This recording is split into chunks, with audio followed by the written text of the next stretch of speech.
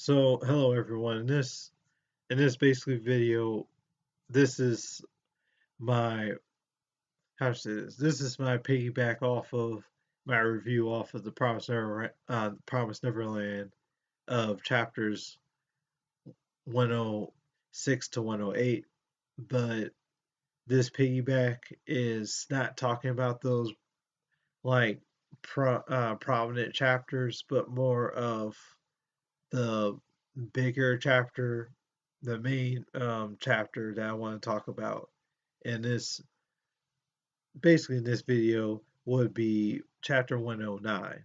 Now, chapter 109, what I like to talk about is just it was a deep emotional chapter.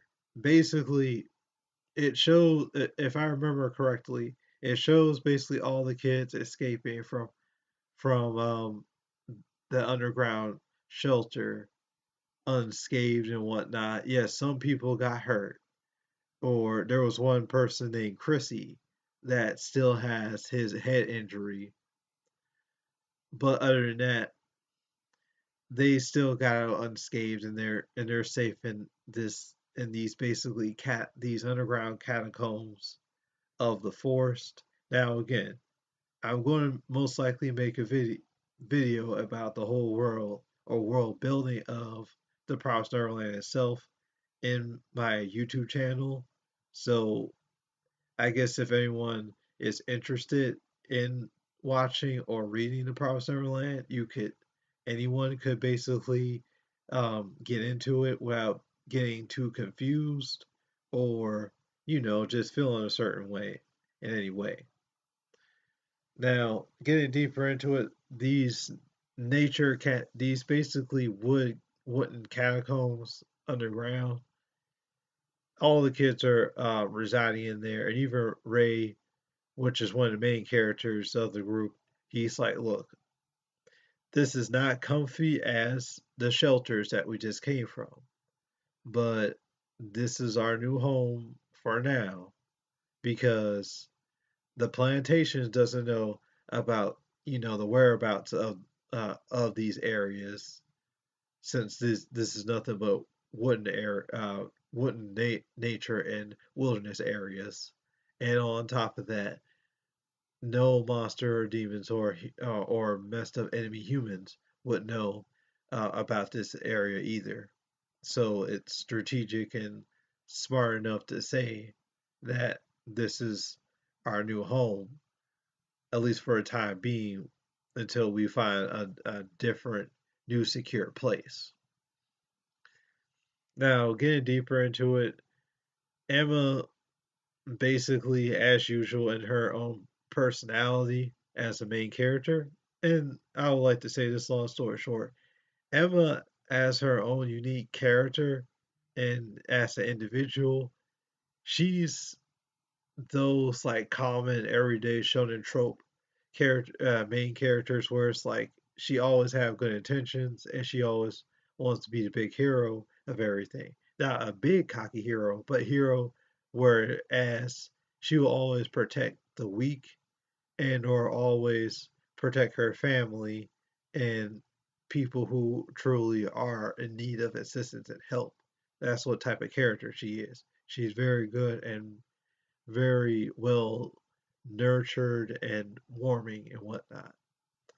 She does have like her dark twisted side at times if you did something wrong or you did something malicious or you know you did something real stupid. She can get real dark on you and twisted. But other than that, she still has a good side to her. And she's very well, nourishing to others and whatnot, especially when it comes to her family. Now, when it comes to her character in this chapter, it will be just the fact of Emma is getting stressed out and just unraveling through the seams mentally by thinking about Lucas and Hugo and what they're going through with fighting the enemy back in the underground shelter. Because she's saying numerous of things could have happened. They could have died. they could basically be okay, or just different things could have happened. And she's just getting stressed out and everything about the whole situation about Lucas and Hugo and blaming it on herself. Then, long story short, now this is my thing about like these natural wilderness, and I'm and basically it's enchanted, but I'm going to explain why I will say that it's kind of enchanted in a sense. But basically, getting deeper into Emma in this chapter, as she gets stressed out, she basically sees some type of image. Basically, long story short, she sees an image, or she sees a personification of Hugo. At very first, now if you do, or anyone else has like interest in the picking up the manga and reading it or looking into it and stuff, it's just when you go into this chapter and look into it, at first you think Lucas, not Lucas, but at first you think Yuko is okay, and he came out of that fight unscathed, or came out of that fight with small damages like bruises or whatever, but still okay and still walking and breathing. But but sadly that is not the case. But I'll get deeper into that in a moment. I just want to go deeper into Emma's character when it comes to her moment of this chapter. So she sees like this personification of Hugo. Both of them are talking, and they are sharing dialogue with each other about the whole situation back in the underground shelter. And Emma just feeling bad on herself, thinking everything is all her fault, whether it be Chrissy's like head injury, whether it's basically a graze or not. She blames herself for that. But Hugo, well, this version of Hugo is saying to her that, look, Emma, this is not your fault. This whole situation was not your fault. There has been a statement where I've said that you always have to make the right choice or have to make the right decision. But Hugo in this, version of himself checks himself by saying that no, I may have said that statement where you always have to make the right choice or right decision, but that's not always the case. Sometimes in some situations, or certain circumstances, it's not always per se black and white, whereas you're making the right choice or right decision. Sometimes there's a gray area where it's like you're not always going to see the, you know, like the unfathomable going to happen. Whereas, Chrissy getting wounded with a headshot by a graze barely, or whether me and Lucas choosing to go back in our old shelter headquarters, and covering y'all to survive, to see another day. That was out of your control. That was out of all of our control. We didn't see this coming. So after the shared dialogue, long story short, and I had some ooh, I got emotional in in this chapter. But when Hugo was like, this is basically me and Lucas's decision on staying behind in the shelter, fighting on your behalfs. This is us saying that we're passing on the torch towards y'all on our behalfs, and on y'all's behalf, and also on the whole humanity and this whole world behalf, of breaking all this corruption of what's going on in this world. And we want y'all to live on another day to just make a new future and a new world. And I just had Attack on Titan and One Piece vibes off of this. Because if I had to make a few references, it would be just that's what happened in One Piece with the Big Mom with Whole Cake in the Big Mom arc slash saga, where as one of the main prominent characters killed himself off and sacrificed himself, Pedro, by basically blowing himself up and letting his Straw Hats escape from Big Mom, helping and aiding their escape.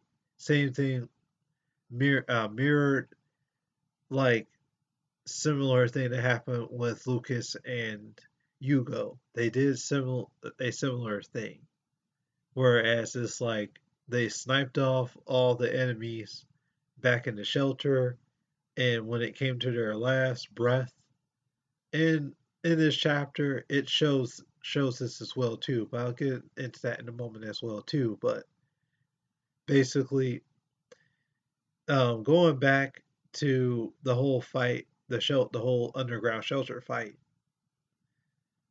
Lucas and Hugo, they set off the little gas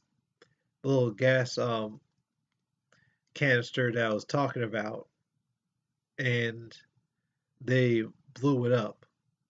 How I know they blew it up is basically when the deed was done to try and kill off Andrew and all the other flunkies of the enemy adults for the for like the monstrous corrupted um corporation that's cultivating these messed up human cattle and plantations. Basically, I'm sorry, y'all. It's just this is very emotional to me, and I had to take a fresh breath on this. When he lit it off, it's just for one thing, I just gotta say this when it comes to Hugo as a character, and why I said I wanted to do him separate and do this man right, and I'm going to try and make this quick. You Hugo as a character in The Promised Neverland, he's a grown man that lost all his comrades one point in time, because he wasn't per se a Gracefield plantational type of individual, but he was an individual from long ago when he was younger as a child himself.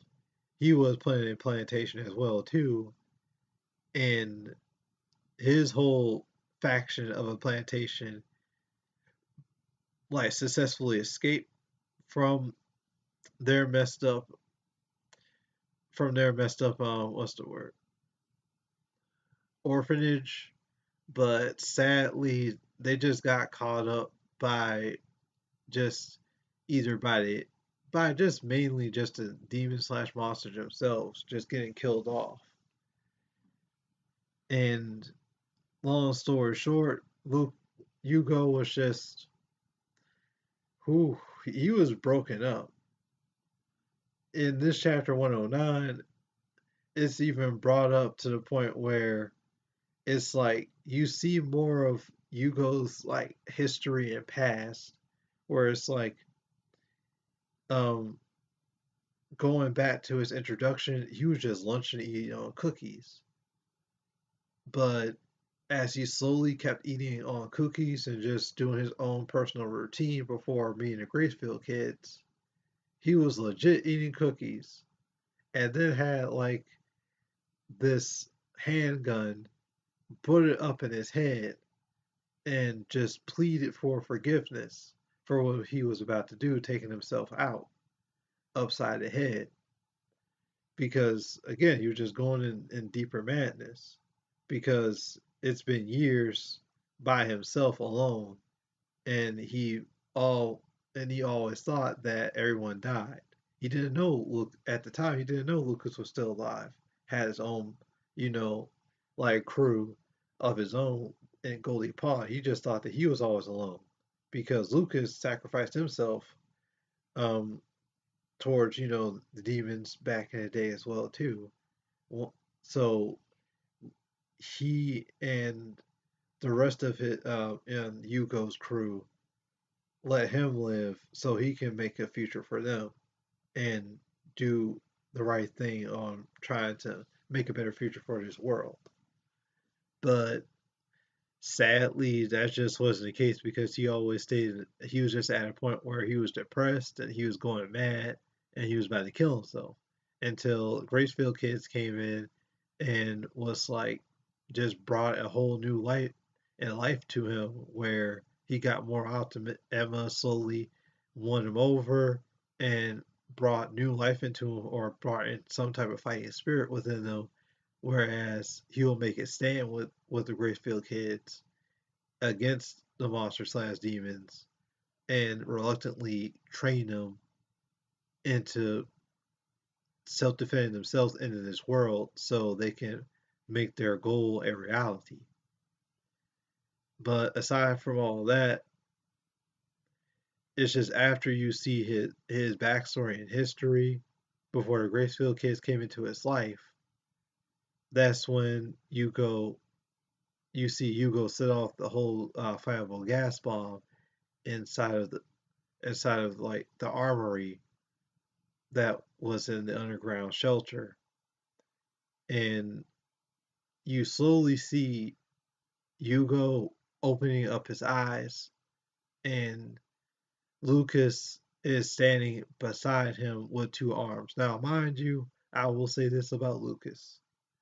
Lucas is another prominent character from Hugo's crew, like I said before, but the thing is, when he sacrificed himself or basically left, basically kept himself behind so Hugo could escape when it was their time, when they was younger as children. Lucas literally pulled a Bucky Barnes slash Winter Soldier and sacrificed his own arm for this man, Hugo.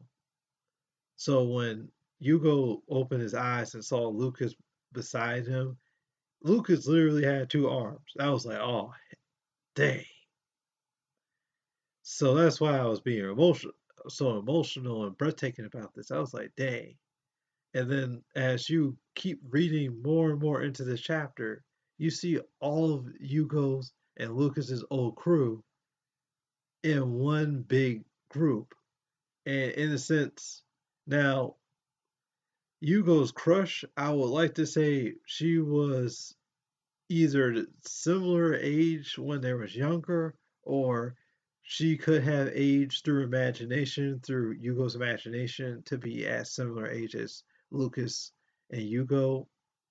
Because, well, if I had to, make another reference, another anime reference, which is Naruto, it's like Obito and Rin's relationship, where Rin got killed off at a young age, and when Obito got killed off in the Great Ninja War and got reunited with his love, he got happy and stuff because he got reunited with his love. That's the same thing with Hugo and Diana as his love and crush when they were kids. But long story short, when Hugo and Lucas died, they saw their whole crew and they all got reunited, um, humbly in a happily type of manner.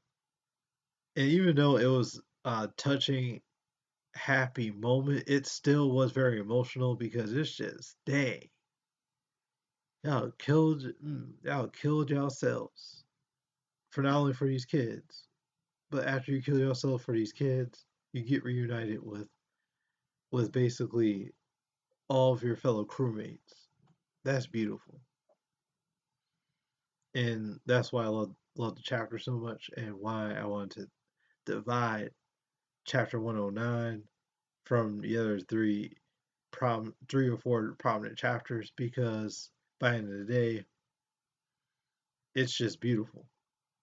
But that's that's basically my whole review. Please leave a like if you like the review or comments, and plus subscribe if you like my channel and like my videos. Thank you. Bye.